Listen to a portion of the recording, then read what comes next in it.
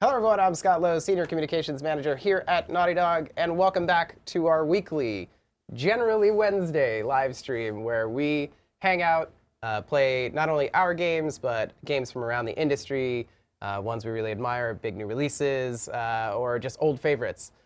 So yeah, as a reminder, every Wednesday around 11 a.m. we're streaming live on twitch.tv/naughtydog or youtube.com/naughtydog. You can engage in the chat on Twitch. You can also submit questions via the extension that's on the Twitch player. And you can watch in 4K 60 on YouTube if you just want to see the crispest, cleanest visuals. So please tune in on your platform of choice. This week, we have a pretty exciting stream. We've got Outer Wilds. Now, I am dressed appropriately for it for space exploration, but this one will be a little bit of a fun one because I have not actually played the game. I've been instructed to not research or learn too much about it so that our guest this week can guide me through it. Now, a little bit of housekeeping. We will not be discussing The Last of Us Part 2 on any of these streams, so please refrain from asking questions about that. We're still heads down on development. We'll have more to share in the not too distant future. So in the meantime, we'll just keep it focused on Outer Wilds. But that's enough out of me. Let's meet our guest for this week. We've got a pretty awesome lineup of some very dear people. Please welcome M, Joe, and B. What's up? Hey. Howdy. How you doing? Now, the three of you are what I would describe as Outer Wilds enthusiasts of varying degrees. Em, I believe you said this is like one of your favorite games of last year, if not the favorite. Yeah, I mean, it just, working here at work, I don't have a lot of time to play games at home, but this was definitely probably the highlight of this last year. And to be honest, like, I think this is up there with one of my favorite games ever. Wow. It really is. High praise. and it kind of scratches that itch of just, I dig exploration games, so that's kind of my thing. I do level design and guiding people through with environments and things like that. And so this is sort of almost kind of a pure representation of like what I specifically love about games. So yeah, it's a fantastic game. And then Joe, you are also in a similar boat. You said like you don't have as a parent of two. You have to be very selective about the games you get to play. Sure. I mean, I didn't play this with my kids. I played it with my wife, though. And me and my wife love playing games like this, Journey 2, just sort of like falling into a world, kind of discovering it piece by piece, like not a lot of setup at the beginning, just sort of figuring it out. For a second, I thought you said you were playing Journey 2, at which point I was very excited. I was like, what? Journey Part 2. But yeah, I think that, like, especially in contrast to, let's say, what we do at Naughty Dog, like this is a kind of game experience that really can only be in a video game. You can only get some of the highs and the thrills through a video game experience. This isn't something that this isn't like a movie that you've seen before. This isn't using a lot of cinematic language. It's just an experience. It's powerful. I think that, so I haven't finished the game. I'm maybe like an hour, 2 hours in, and already it's one of my favorite games of all time. I think for me, I DM tabletop every Sunday, and one of the biggest things that I think stuck out to me is I don't think any video game has achieved, for me at least, the kind of exploration, the kind of freedom you feel that you can get from something that has a human brain as an engine, for example. And I think, like what Em was saying, this has really, it really struck me how pure an exploration of discovery and exploration this is. I think they do a lot with environmental storytelling. I think you're going to enjoy it. I realized in our excitement to jump into talk about Outer Wilds, I realized we didn't get a chance to talk about who you are and what you do. So obviously, for the folks who tune in week after week are probably tired of seeing me. But since this is your first appearance, How can you say that? Everyone loves you. I see the comments. They're not pretty. But yeah, Em, if you want to talk about a little bit what you do here and how long you've been at the studio, that'd be great. Yeah, sure. I'm M. Schatz, and I am a lead game designer at Naughty Dog, and I specialize in level design. So I create the shapes of the environment, and yeah, and that's the world you play in is sort of the what the level designers sort of create. So, and I've been here for 10 years now. I was just going to say, last week you celebrated 10 years. Exactly, my anniversary. So I started on Uncharted 3 and Uncharted 4 and Last of Us and Last of Us Part 2. So, yeah. Just a few small games. No big deal. Yeah. That's awesome. And then Joe, you've coming up, I think, on 5 Yeah, years. I just got the email, the award email or whatever for the 5-year thing. You did it. So I'm lead editor here. I mainly deal with the cinematics, the story, some of the dialogue in between the cinematics, things like that.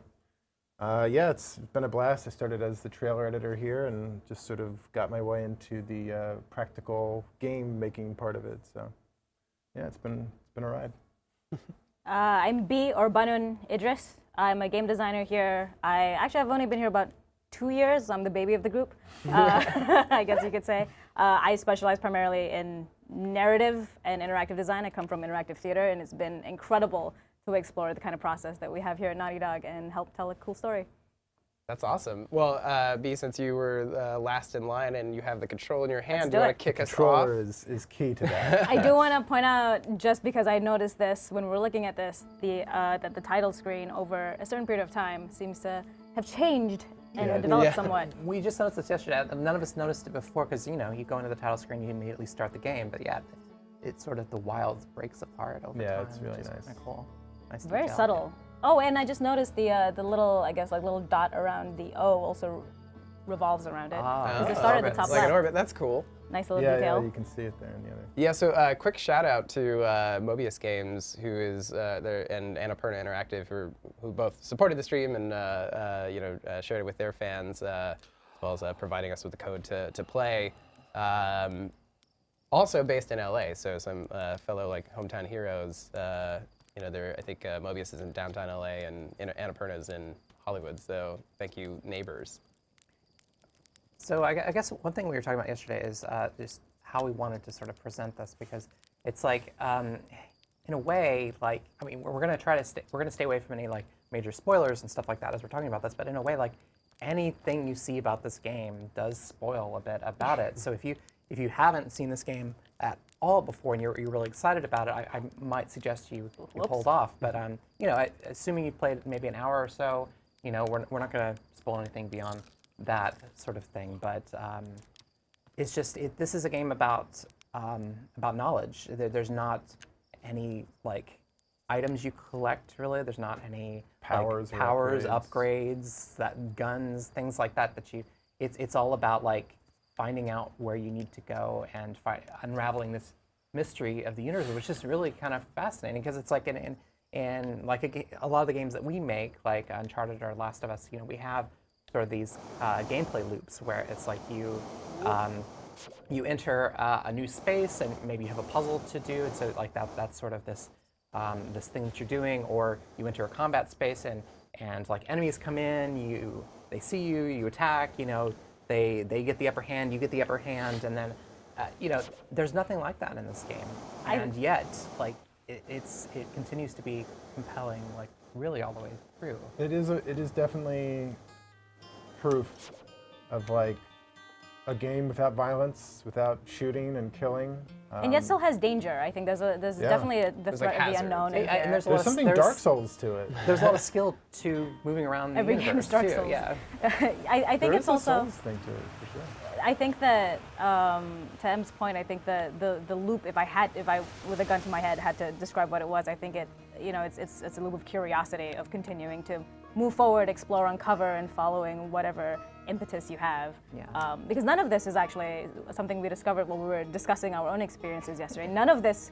You don't really have to do any of this. Yeah, I thought the thing I did when I played this game was mandatory, and I realized it wasn't. And I stumbled into a cave that someone else here thought was mandatory, and I had never seen before. So yeah, it is. And you've beaten the game, right? Yes, and I Yeah. beat the game, so it's completely free this opening. Well, I mean, one of the things that I always struggle with games that are like totally a blank canvas is that it's like almost overwhelming, but by all accounts, it seems like this is like, the joy of discovery is kind of natural, whereas like it doesn't feel like a task. Yeah, it doesn't. Something about this game doesn't feel too overwhelming. Maybe it did at first. I'm trying to remember the time when it did, but yeah, this game doesn't. I don't get that same kind of panic attack that I do in like The Witcher 3, where there's tons of places to go. Yeah, and too much to side see, quests yeah. and I think a stuff big like that. part of it is it doesn't feel like a checklist. Like I brought up tabletop earlier, and one of the things you can't do, of course, is you can't control where your players go, but what you can do is put together like little breadcrumbs or little glimmering things that they could look at. And something that just happened here is he brought up something. I left it there just to show the tentacle of some hideous beast, like brought up something that would pique your interest and go, oh, I'm more interested in this or this. So there's always something to do. As long as you're curious about something. Well, I think it's also like you really can go at your own pace. Like there's nothing that starts at the beginning and says, you need to go save the universe. Yeah. That sort of thing. And there's where you go. It's like you start out in this like Ewok village or something like that, where everyone's like, how would you describe everyone's like this? fishing and they're just like hanging out. And Banjos. it's just like, I you know, think you're take sort your of time. home. It's like It's- idyllic yeah. home I would say feeling. it's like backwoods prairie home companion in space. I love the aesthetic of You know, like your typical. spaceship is made of like wood parts and it's like tied together and that's just it just Every single choice, I think, in the stuff that you mentioned, like your spaceship is made of these really humble materials, really accentuates how big the universe is in comparison to you, and how that sort of feeling of humility in the face of something so wide and large, pretty excellent. Right, should we cross the threshold here? yeah. So this is Let's do it. we're progressing in the game. You're required to get the launch codes in order to take off in your spaceship. So you have to come up here to the observatory. And so all this stuff that we're passing is like stuff in the universe. They're sort of, these guys are astronomers, they're curators, collectors. This is like a museum. These are the astronauts that have gone out into space. You're one of them. It's also interesting too, you might notice that you're not human. You're one of these things. A Hearthian. A Hearthian. And so I can't remember if you just read this thing. So this is the previous alien species that your species is very curious about and trying to learn about. I know you mentioned this, but there's really a lot that we're bypassing just getting straight here, a lot of little tidbits of information. It's nice that they do collect things here for you to still be able to interact with if you did just kind of hoof it to the observatory. This is one of the main mechanics of the game, which is that you translate and you get the text at the bottom. And somehow this extra step of translating and this decoder thing, it adds a lot to it. It's like, it's not just pressing square on a piece of paper and getting text. It really feels like you're discovering and learning. I really love the just the curlicue, how this is like language, like a written language, like it goes around in a circle. I can't imagine like how that's comfortable to do, but it just seems so cool, and it kind of goes along with this sort of goat aesthetic. But this was one of my favorite moments in the game the first time when I was just messing around. I was looking at this thing here, and it was like, oh wait, what? Did you read the sign? No, not first. And I was like, oh wow. This weird. room here, and actually most of kind of this starting area is all about it's tutorial stuff. yeah. It's It's kind of giving you a little bit of a mind-bending. preview of like things you're going to see, things that you sort of need to know as you sort of head out, and kind of foreshadowing like some of the danger that's out there. Yes, And as a designer, that's really fascinating to me about just like, giving you a little bit of those tidbits of what you need, teaching you how to use the universe in very fun ways. Because like one of the big things that you do is like move your spaceship around, move your character around. And so like there's a cave where you can go and do a sort of play version of that. And then there's, I think B, you started playing with there's a model ship that you like take off and Showing off all how these it little works. like sort of toys and exhibits you're looking at in this museum are all actually really important later on. Yeah, this. I love this thing. This I this thing completely. I was like, what? It's funny. I actually missed this the first time too. I came back here later, just messing around. I was like, oh, they actually like have a piece of this thing.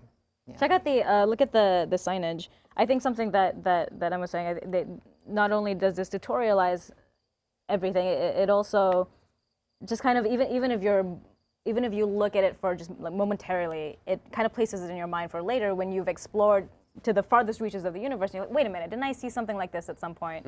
Sort of priming you to connect the dots in a way that isn't too overt. And so like this to me is like an experience you can't create in cinema, of this kind of crazy feeling of like I'm just looking around and suddenly this thing has moved and now it's moved again. So is and, this setting up crazy. like a puzzle mechanic in the future? Essentially, yeah. It is, in fact, like I think it's This one's pretty cool. one too. of the more fascinating puzzle sort of mechanics I don't in know the what this one game, and it really has a lot of like almost kind of How do portal they grab All of these? those- all of those, yeah. mind-blowing sort of moments yeah. as you sort of head through game. It just starts with this sort of simple idea that these objects can move when you're not looking at them. And then the crystal that was on the wall, does that signify an opportunity to kind of invert the planes like that, or is Something like that, yeah. Or It can you do changes- that anywhere? Right, it changes gravity. Those okay, got particular it. rocks. Yeah. Got it. They gonna go describe with I'm gonna wing it also does this double duty of setting up how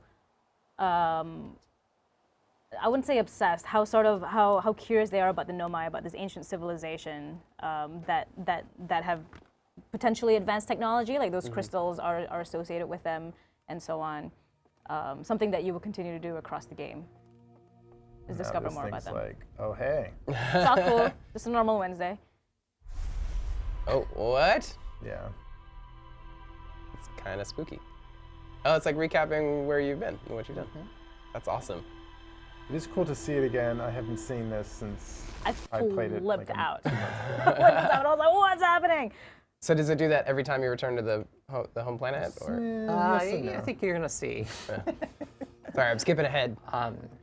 To be determined. That's the first sort of important plot point, though, is this weird statue thing. So this is just kind of giving the narrative. Oh, the statue looked at you crazy.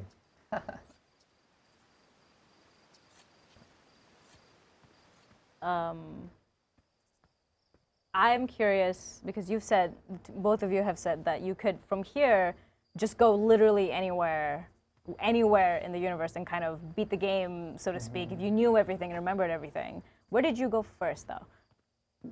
Let's see. Yeah, this is always a good question.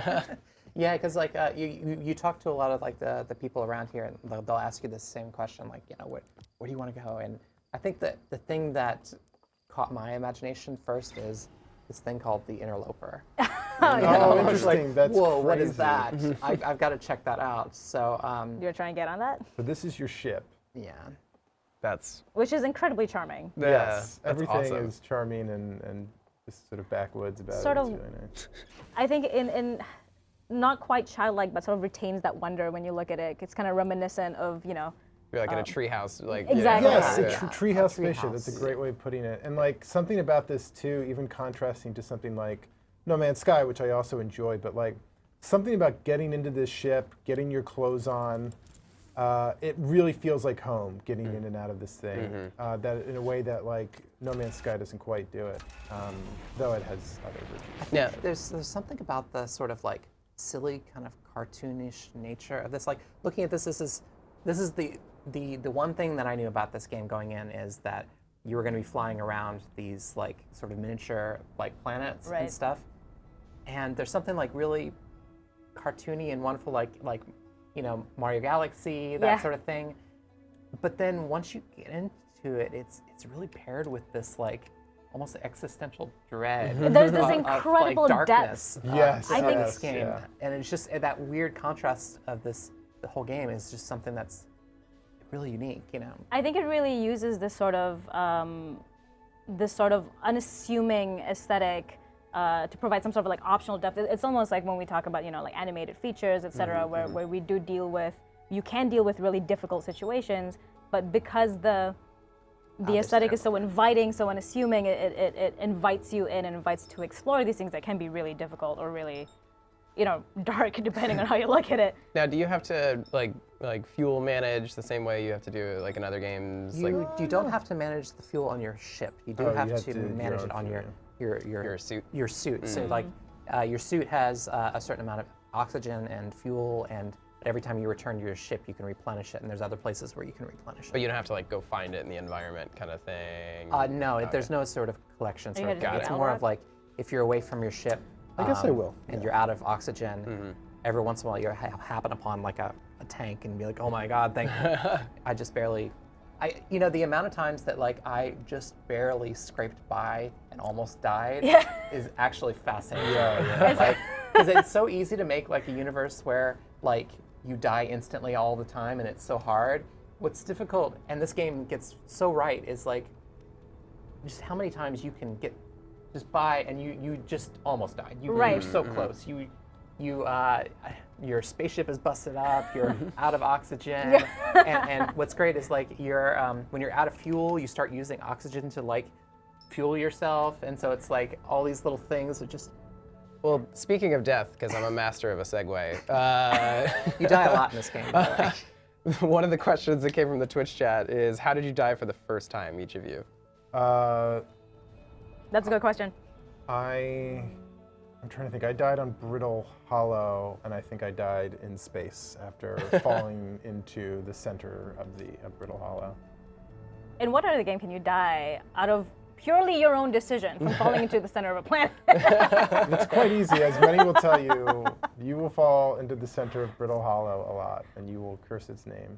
I spent my first death was after exploring the Addle Rock, exploring Brittle Hollow for a little bit, falling into the center of the planet, and then eventually getting my bearings and being determined to land on the interloper. And it took forever for me to land, and I finally landed, got out of the ship, and I was like, yes! And I turned around, and not spoiling anything for anyone, but I died right there and then, and it was probably the most epic way to have died ever. I had goosebumps, and I was hooked. It was amazing. You died in the way that everyone dies over and over in this Yes. in this game. You can't help but die, which is going to happen somewhat soon.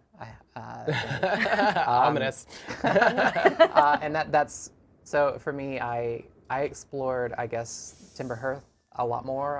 I went into like the gravity cave. I talked to all the people and things like that, and I finally got the code to the ship, and I got in, and I took off. And then that music started, and I was like, "Oh, this is beautiful!" And I had this like wonderful moment because it was the first time I'd gotten into space, and I was just like, "Oh my God, this game is beautiful!" I'm looking around, and all of a sudden this music, and I just assumed that's kind of the space exploration music Right. is this, and I was like, "Oh, awesome!" And then all of a no, sudden this Jeff. like blue light started coming. I was Well, like, "What?" don't ruin It's it. kind of perfect timing. Oh my God! It was like this perfect timing, and I just thought that was the way it was designed. Was that was supposed to happen as soon as you take off. If you're not careful here that is too, not the case. like I know I'm just gonna fly. Can you just drift off into space? Yes, Yes, you can, absolutely. especially on this plane. Something that I have done, perhaps recklessly, but absolutely do not regret it, is jump out of my ship in space and try to attach myself to some floating debris. Like I think I might die here. Oh no, Something Joe. you can do it. I believe in you. I really love how, and this is something very special about games, is that like just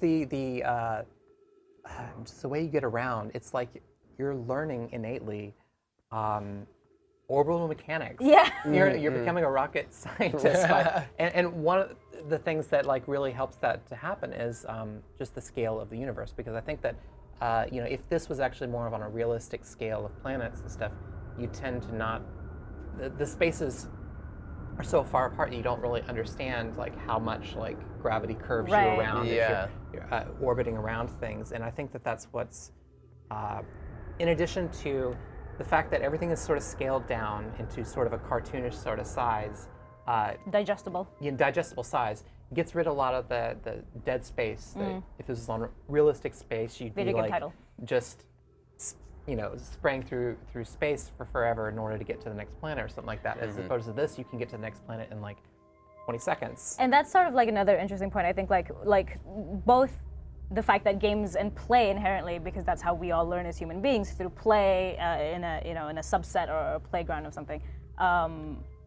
It also, I just distracted myself because I realized I have not seen this, and I don't know what this is. This is a great example of like this is a great example of what the game is. Like you come upon this thing, you can do things, you're kind of figuring it out as you go. Like what is this showing me? Yeah. Wait, can you? What is this? Something I was gonna say is I think it is really easy to have an open world game feel like I think it can be very easy to confuse vast but get it instead feeling empty, and something that they do very well and is very well accomplished in this game is the feeling of a vast universe that is very contained, that does just kind of create so many emergent cinematic moments of that Em described of her first wondrous death. Which is very impressive. Well, I think there's like, two ways you can kind of approach it, or a number of ways, but I think, the distinction being like, the world can feel kind of empty if the mechanics of the journey are interesting enough. Like, like I think, but then if you can kind of find a balance of both, where like the mechanics of exploration are interesting, but the world itself is, in a scale to a point where it's still kind of attainable, but feel like kind of lifelike and populated. Like most of the planet you're on right now is just empty, but it's small enough that the points of interest are achievable within eye shot, or in Joe's case, a quick boost into the atmosphere. I think another thing that is especially well crafted in this game is sort of the puzzle design of unraveling things, because it's like in a lot of games, especially puzzle games that are sort of more open for exploration, like for instance like The Witness, which I really love.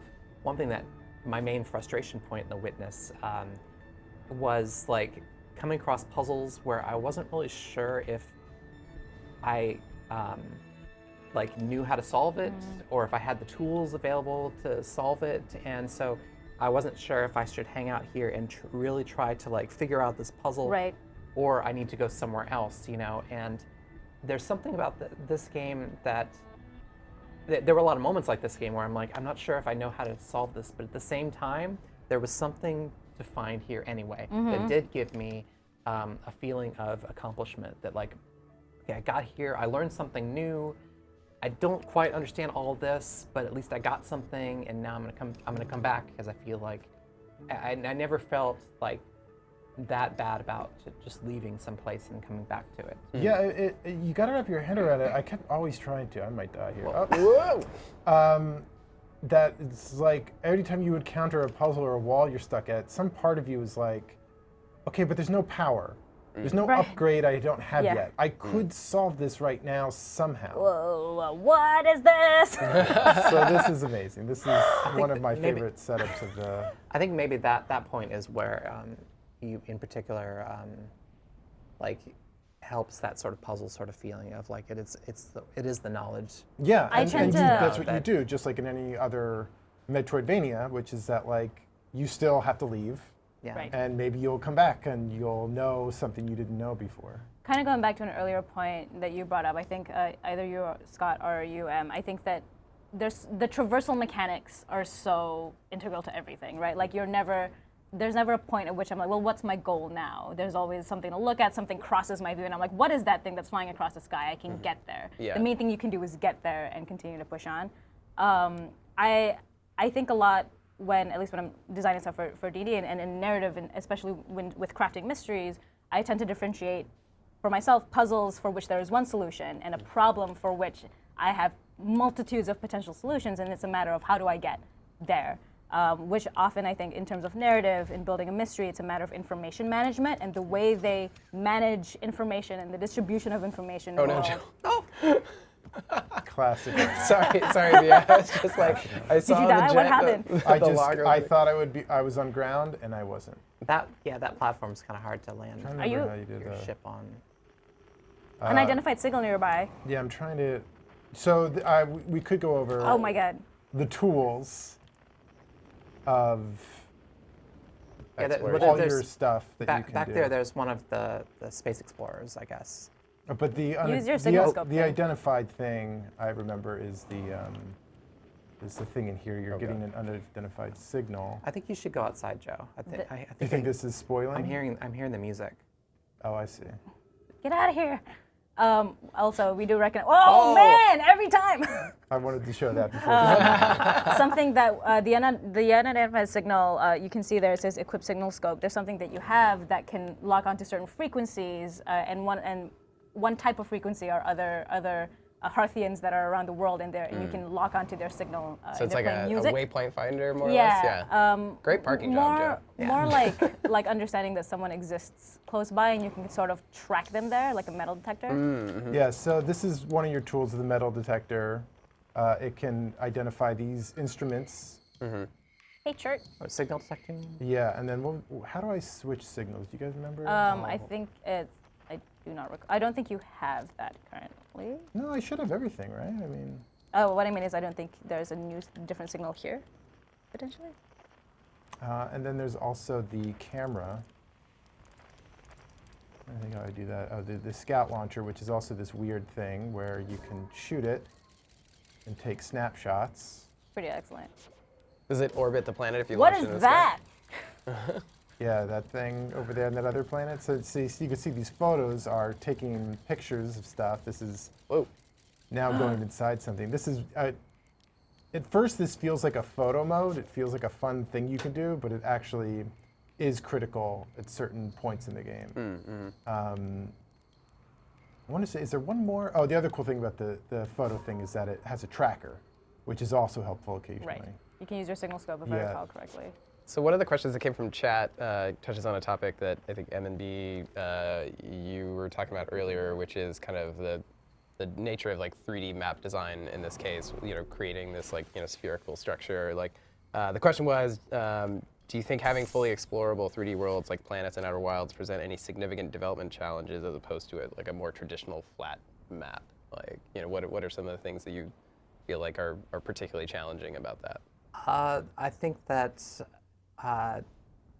one thing is just that like if you can go anywhere, like all these places need to be interesting, and so that's one thing you'll find with this game is like every little corner has like these amazing details and mystery. So you have to make sure that, yeah, all of that you have enough mystery to put everywhere, I suppose. But also,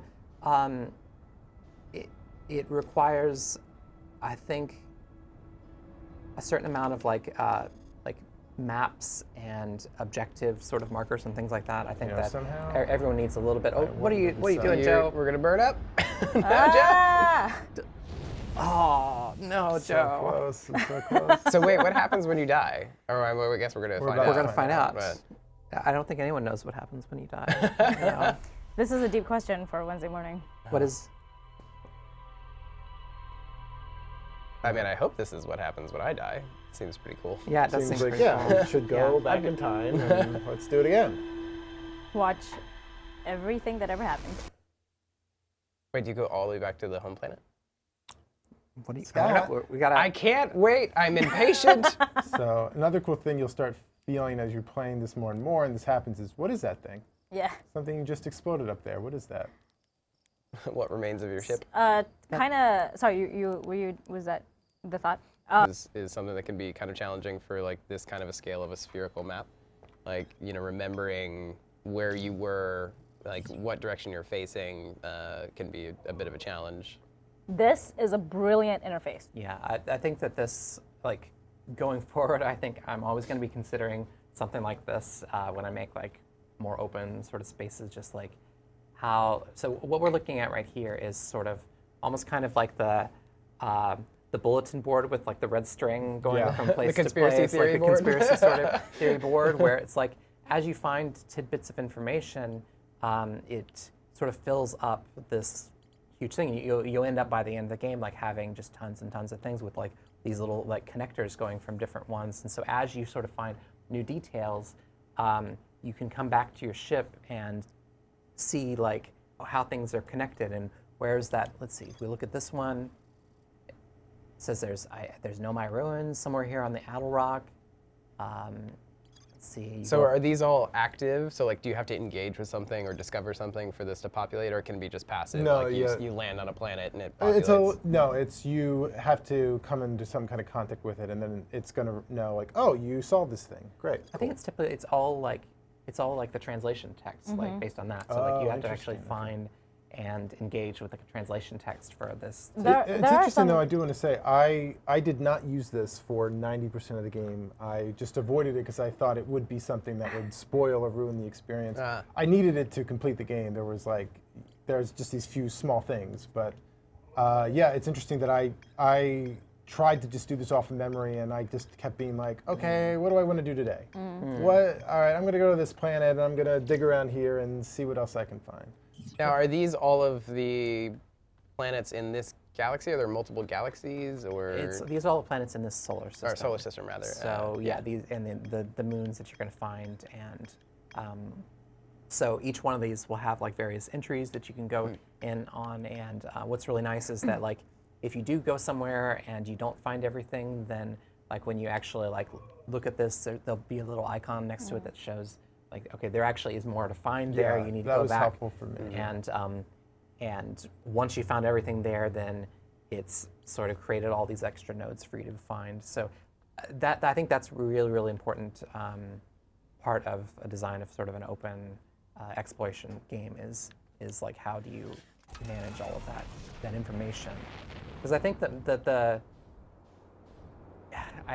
I'm really inclined to, a lot of times, like when I design like sort of an open like layout, to like, I want players to go out there and sort of explore on their own and stuff like that. But it really does take a lot of brain power or part of your brain while you're playing in order to actually really properly navigate an environment, which means that if you were doing anything else, if you're fighting, if you're trying to like not crash into a sun or something like that, you sort of get overwhelmed with all that navigational information. So it really helps to have something that kind of grounds you a little bit more. Speaking of which, I love the way they indicate the thrusters. Yeah, like where it like glows and shows you like where you're advancing from. That's pretty cool. They do a lot of little things that, at least in interactive theater, we would call, that help you with an alibi to kind of immerse yourself into something and kind of play recklessly. Like everything from having to put on your suit. It would be an easy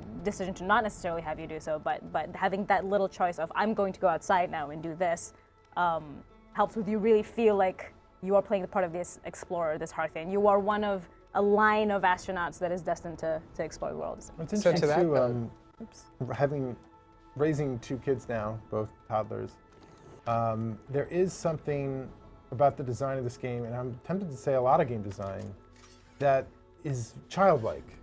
You know, when I see my kids like going around, playing with things, walking around, seeing what they can do. How do I lock onto that? R1. Oh, there we go, there we are. And a feeling too, like with my kids, I get them a toy, and they play with the toy as they're supposed to play with it for a little bit, but then they mostly try to break it.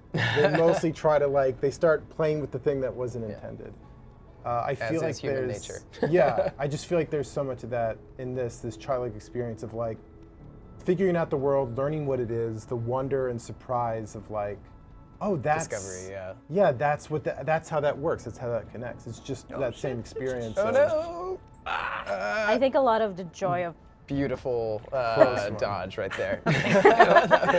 They do. There is like an autopilot thing that actually lands. It's pretty difficult for this, though, if I recall correctly. I was like, but it's like, once you sort of get used to the sort of the orbital mechanics, like you kind of want to try to do it yourself. Yeah, sure. So essentially, you got to use those numbers there, because like what generally happens for a while in your first phase of the game is you'll try to get to a planet as fast as you can, and then you'll crash right into it and die. And so it's about managing how fast you're going when you get near the surface. This was crazy to me because I think also too probably because I didn't use the instructions or the user interface. I had no idea you could land on this thing. And can you land on pretty much everything but the sun, more or less? Yeah, well, even then, there's this thing around the sun that's like, how do I land on that thing? And I never You wearing went. your suit? No, yes, thank you. So that's the second time I died. It was just because I walked Straight out of the ship. Yeah, You gotta get your suit on before you go out, and there's no air out it's here. funny. So. I'm sure it happens to every player. Another death-related question, actually. What's your current death count in this game? Do they count it? I don't know if there's a place in the menus or something. where you can There is a place where later on you find a counter.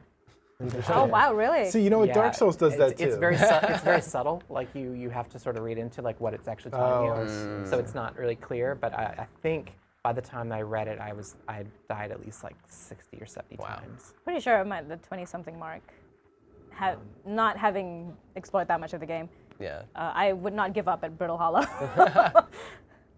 B, there was a question for you specifically, actually. Yeah. So you mentioned your theater experience, which I guess before you answer their question, kind of explaining what you mean by that, but they were curious, how does that experience influence your role now as a designer, and what kind of perspective has that given you? Yeah, to answer the first question, fire here. which is more from Scott, and for the edification of anyone here, I was an actor and director back home in Malaysia, and also in New York. I went to acting school, and then I actually played The Last of Us, and I was like, you can do this. and there were so many things that overlapped skill. that I told myself I had to learn how to do something like this, and then one thing led to another, and I still can't believe I'm here. In terms of how it transfers and kind of the things that it explores, I find that because of my particular experience in acting, directing, and interactive theater specifically, tend to work in. I think. Let me think. There are many thoughts in my head. I think that one of the more difficult things is understanding the constraints of video games, in that they're very different.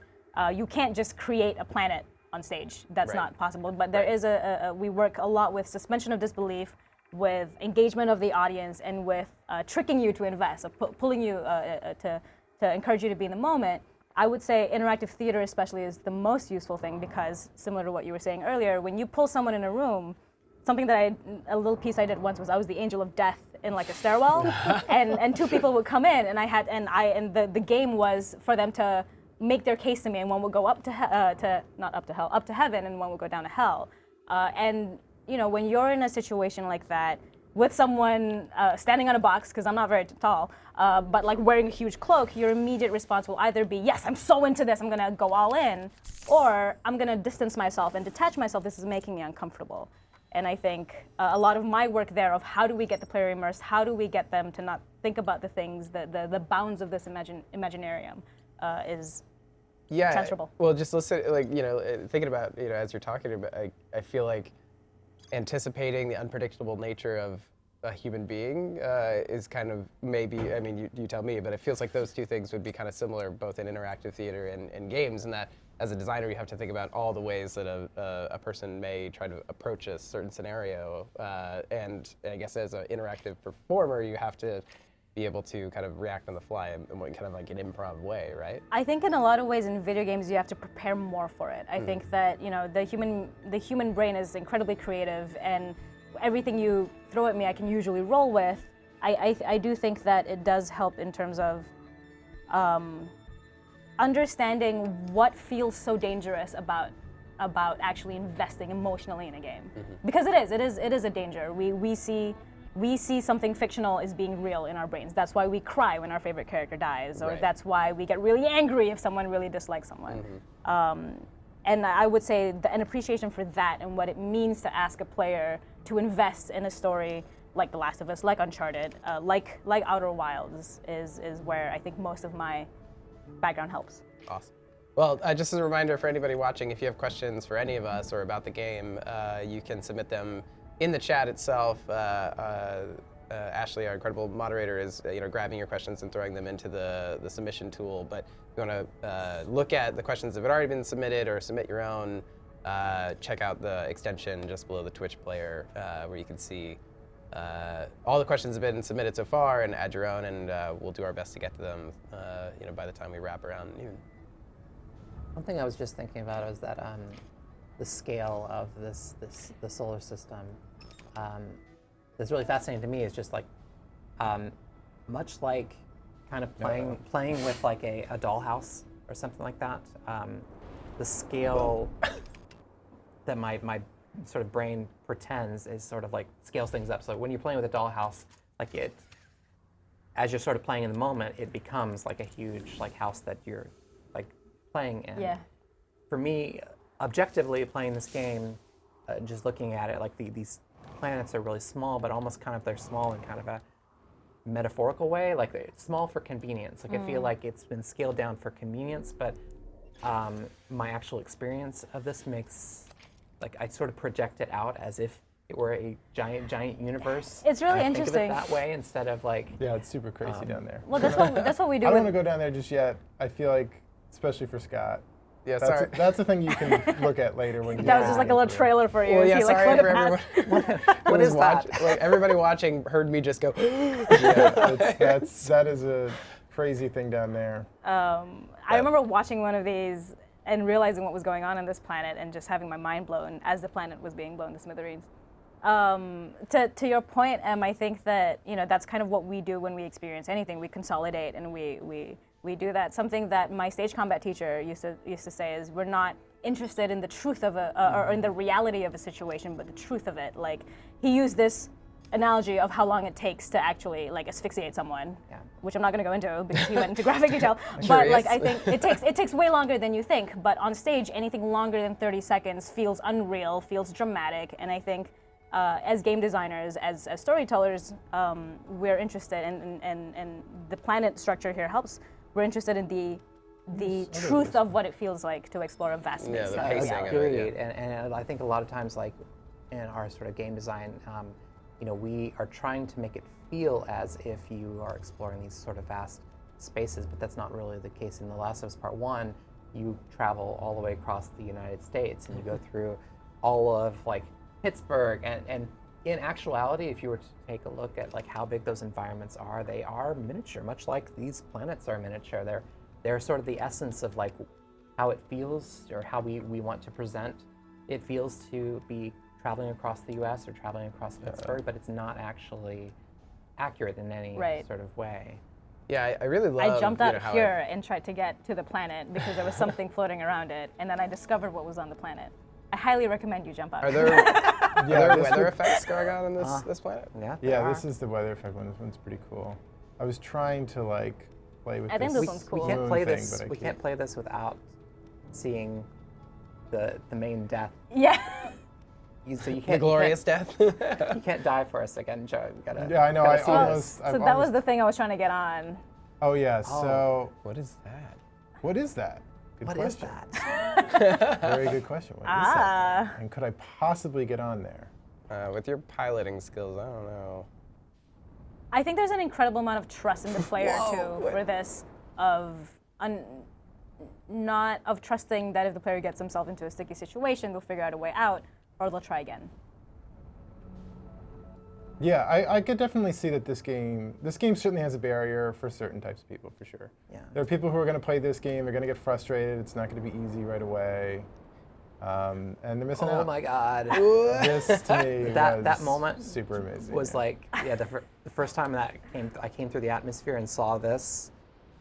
Yeah, this hooked me, man. You I are was just my way jaw calmer than just I. Yeah. dropped. I was just like, oh my God. And the truth is, there are so many moments just like that across the solar system. I'm purposely avoiding the dark bramble. That's something that all players should discover for themselves. You were much calmer than I was when I got here first. I was screaming the whole time. That sun looks pretty red. Yeah, I know. I'm trying to. Well, maybe it's time it to go feels back like to it's Timberhut. following me. So there are multiple solar systems throughout the course of the game? No, it's just the it's one. Just the one solar It's system. quite okay. constrained. What's this one here? And then, like, one of the questions was like, how long would it take to fully play through this game? I mean, I'm assuming you can spend as much time as you like. I was actually kind of curious because I was kind of curious just how much time I've spent on this game. I don't know if there's an easy way to do that in the PSN.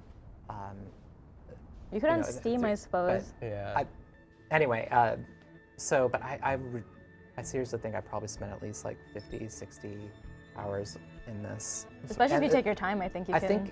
I think you can actually beat the game in like just like 10 minutes or less or something like that if you know where to go. Right. It might take a little bit longer. I Yeah. think there's like one or two things, but otherwise, yeah, you can fly through this, I think, pretty quickly. Although, as someone who beat it, I can't even quite remember what I would have to do that. That's awesome because then you can play it all again. That's the hope. That's The crazy thing about mind this, like I can play a Metroidvania a few times because there's still that kind of adrenaline rush or that thrill of starting out weak and getting the powers and growing and building and re-experiencing those moments. I don't know if you could do the same here. But the adrenaline rush is so much higher here. The thrill of discovering something new, you just forget that you're playing a game at some point. I just remember telling my wife at one point, like, this is one of the most exciting discoveries in the universe. We have just discovered something that no one has seen for thousands of years. It's such a primal human thing to discover something new, something you could use. I felt like Nathan Drake. I was explaining to my wife, like, this is an exciting discovery. And she's like, I can't play. It's making me sick. It's like, I have to know where People this have been goes. trying to figure this mystery Yeah, out I've for been- thousands of years. Yeah, and I'm like, I'm doing it. I am on the surface of a moon that no one has been on. You need to let me play. You need to go in the other room. And she was totally, like, she got it. Like, she couldn't spectate after a while, but, like, I would come afterwards and I'd explain. Yeah. I'd be like, all right, so this is what I found tonight. I figured this out. This is connected to this. I think especially if you're a space junkie, like you have to play. Like Who isn't? I just the thing is, I tell my wife about it, and she just there's something about space that just like she hates it. She doesn't want to know anything about space. She doesn't care. I don't understand. You know, So I'm like, and funny. I'm like, oh, this planet is like for like, you know. Every single laptop and computer I get, I will put a space. I will make sure that it's something large and wondrous like this. I think that that actually also reminds me of kind of Giants Deep. I think there are two huge mysteries to us, which are like what is in the depths of the ocean and what is in the expanse of space. And Giants Deep kind of always, every time I go there, I'm like, oh my God, I'm so tiny, I'm insignificant. Well, I do love this renaissance of space games we're in. I mean, between Outer Wilds, you know, the like never-ending kind of like evolution of No Man's Sky. Right, and, which I haven't tried. I've heard it's fantastic. It's so good, and it changed so much since like the first time it released. crashed this summer, And then it's there's of not. course Outer Worlds, which people often confuse the two titles, but like there's just so many cool like kind of big explorable space games with like tons of stuff to do. So it's as I a really space need to go fan, back to No Man's Sky. I played it when it first came out. And, Yeah. Yeah, I would be excited to go return to it too. I played it when it first came out as well. Well, it's multiplayer now, so you can Yeah, actually so like, much has changed. It's explore got together. such great word of mouth. I do want to check it out again. I do think what is interesting about this as well is that, as far as most space games that are open exploration, there's usually some element of base building, of Right. like collecting resources, Survival, and this has some element of survival in that don't die as long as you can. Right. But Yeah, it's pure. It's very simple. You're not given a bunch of like tasks and fetch quests and little things to do. You are just, and they barely even tell you that. Yeah. You're just just go. kicking around and seeing what's out there, and maybe it means something. Is there something on the surface of that angry lollipop? There is. So Oh, that's the No, that's- in between. But there is there something. is something. There is something that It looks rotates like a around there. structure. I'm sorry Yeah. if this is spoiling something, but what's going on with the sun right now? It's changing. It's there- changing colors, isn't it? Yeah. There is something in the observatory that describes the life cycle of a star, Okay. which How is about this pertinent thing? in this And situation. do you know what this thing is? What that thing is? Yeah.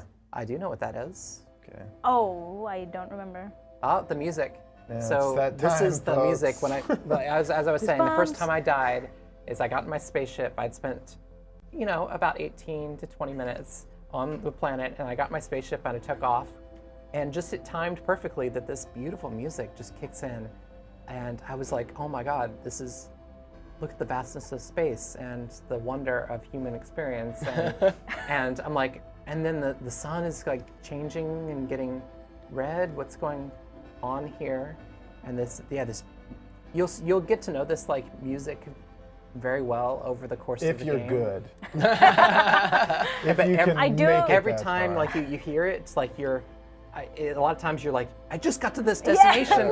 I need to vacuum up all of the information before the inevitable happens because it's about to happen. Which is, again, that existential bit. I do want to bring attention to the incredible sound design and music in this Yeah, game it as is. well. I love a I well-placed haven't looked music into cue. it, but I hope there's a sound there's A soundtrack. soundtrack for it. It's on Spotify. So yeah, and I think Ooh, they, that sound, I that think they music mention ends. this in the museum in That the beautiful Hearth, yeah. music ends just like What? all life ends.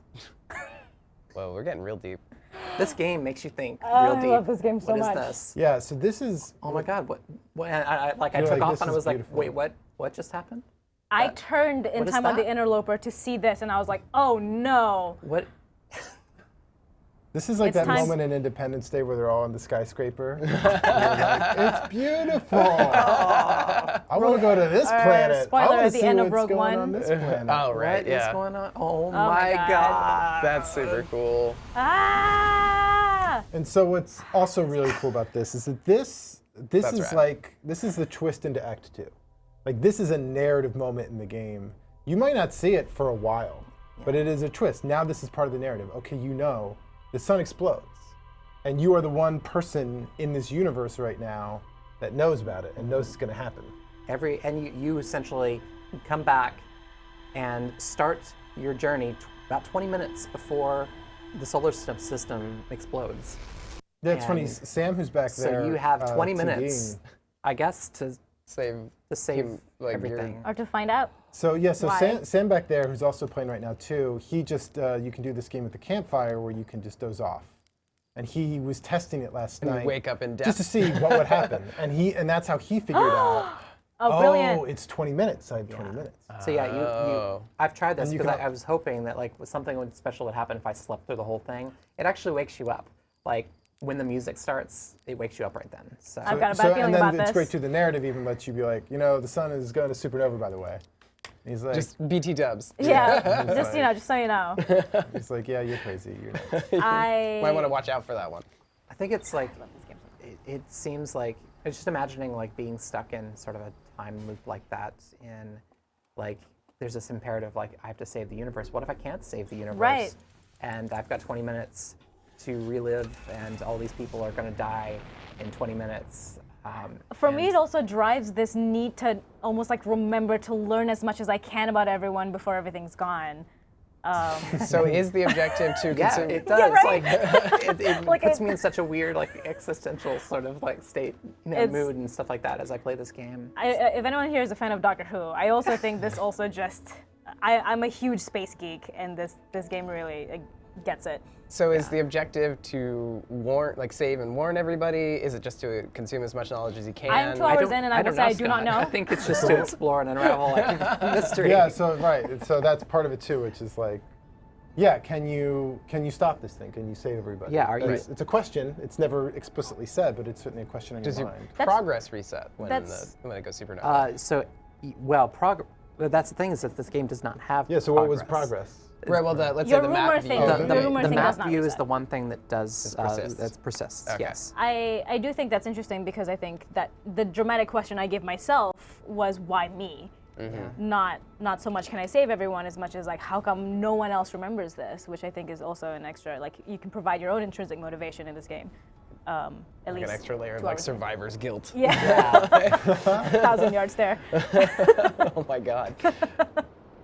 The stream got real heavy and real dark Whoa, real fast. whoa! What? What is that? Someone Who else's is ship. that? We got caught up in a storm. No. Oh wait. Right. And so we just wait. got launched out of the planet. It was like, no. There's another ship. Oh my God. Somebody else is here. Can we get on that ship? What's in that I can't ship? tell if you're acting right now or if you're genuinely. That's a little of both. Yeah. But yeah, Well, this. you're Oscar in a worthy, tornado. by the way. That's so I cool. just love just being able to just play with the physics system in this Yeah. game. Yeah. And it just it's amazing like how much it just doesn't work out and get Yeah. crazy. There's Yeah. It really doesn't get in your way. it doesn't get in your way. It's very understandable and consistent. You can depend on it. Campfire. Yeah, it's funny. You can. The guy here. What? So that also too is some of the ways the game guides you. You can hear music in the distance. You see smoke. Using your signal scope. Yeah. Which is explained in Timberhearth as all of the other astronauts had gotten instruments from someone, and they play iterations of the same song with different instruments. Honestly, we could play this game over a weekend, and I would sit here and play the whole thing. Yeah. Yeah, we don't have So yeah, you can like anything left to do, right? We can find just a hang guy. out. Gabro. playing instruments, hanging out. Yeah, and that's kind of part of the mystery is like finding these other explorers from your species. I Wait, think does there's, Gabro know? Yeah, I don't want to ruin it. Oh, man. You'll have to come back and find him yourself. Well, I love that you could just find these random aliens that play instruments. You should just get them all together and they can form a band. Like, So we're, there's, I like, think the we're banjo about to one. get fucked. Whoa! I'm not gonna spoil that, we're but in those space little suddenly. stones that are around are also. So this Wait, we're in is sort space? of amazing. Yeah, we got launched into space by the water planet. So if I can't get back to my ship in time, we will die. Don't you come back down? Yeah, you do, but if you're on a surface, you'll get crushed. If you're in the water, you'll be okay. The danger that they establish of ghost matter is brilliant. Oh yeah, we haven't even looked at ghost. That's, I suppose, another surprise to leave for people. Play this game if you haven't played it. Yeah. Play it again if you have. Yeah. Well, we're actually, we're coming up right on noon, and I think this is like actually worked out really perfectly. We were able to see like the supernova and, kind of explore a little bit. Electric Yeah. storm. And I know you all were like kind of concerned about this being my first experience, but I'm actually really happy we did it together, and you guys were able to walk like, us explain through it. everything to my dumb brain. So You should really play this. I have it installed. I have no idea why I haven't touched it so far, but it's up for some pretty awesome awards. So we've got the Dice Awards coming up next month, and it's up for Game of the Year among other things. And then the GDC Game Developers Choice Awards in March, also up for Game of the Year. Yeah. Along with I think my experience with this game is going to inform like game design like for many years to come. It's just there's so many wonderful things about this game, and it's so well crafted in so many different ways. I think I might have to invent a cold and go home and play this. Awesome. Well, thank you all for being such informative and awesome guests in terms of, both entertaining and, informing everyone to the many amazing qualities of this game. And there's also crazy stuff still happening. Everyone's just like, ah! What is that? What is What that? just happened? Thanks for jellyfish? having us. This Yeah. was a lot of fun. This is probably one of my favorite games ever. Yeah.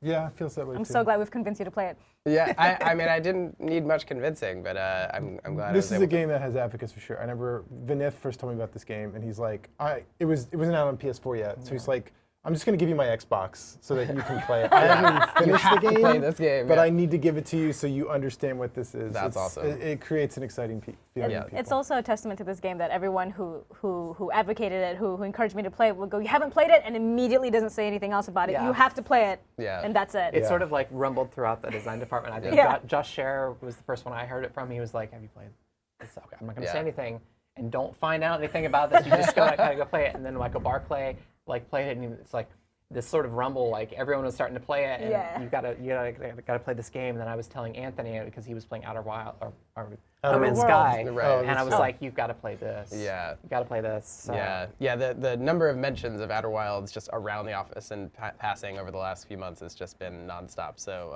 incredible thanks and praise to Mobius for putting this together. It's 5 out of 5 paws. yeah, awesome. Well, thank you again. Hope to have you back sometime to play some more. Well, maybe some more Outer Wilds. We got a lot to explore. It sounds like. I'm down to like. I haven't Oh, I quite beat guess the I can't. game. I think I'm like right at the end. I Right there. think I don't know, but I we feel ever like there's truly nothing know? else to. Yeah. Yeah.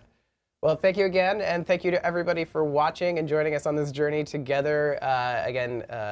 Congrats to Mobius and Annapurna on all the success you've had for Outer Wilds so far, and best of luck with the awards coming up. We're really rooting for you.